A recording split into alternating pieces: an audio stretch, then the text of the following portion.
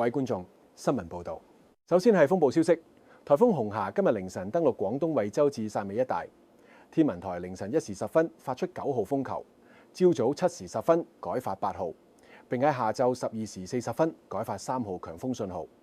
風暴期間18人受傷到急症室診治，渠務署錄得5宗水浸，機場大約350班航班取消，傍晚6點起陸續恢復。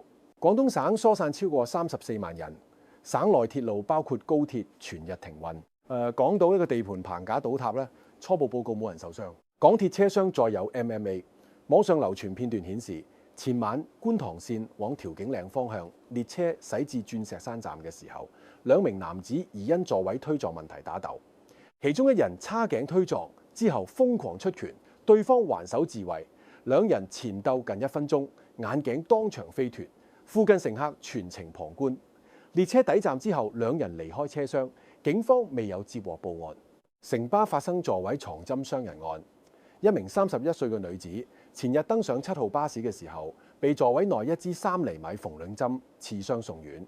警方翻查閉路電視，同日夜晚拘捕一名51歲家庭主婦，涉嫌企圖傷人同埋刑事毀壞，並檢獲7支同類縫綸針，正調查犯案動機。網上瘋傳警車開咪爆粗影片。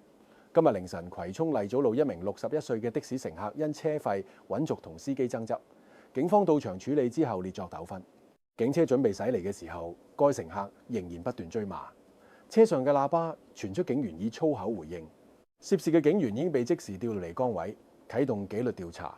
男乘客亦都涉公眾地方行為不檢被捕。影壇傳奇謝賢日前離世，享年89歲。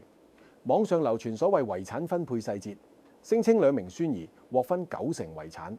謝霆鋒透過英皇娛樂發聲明，直斥有人捏造病因同遺產分配等虛假內容，要求立即刪除不實資訊，並表明若果繼續散播假消息，將會保留法律追究權利。新聞報導完畢。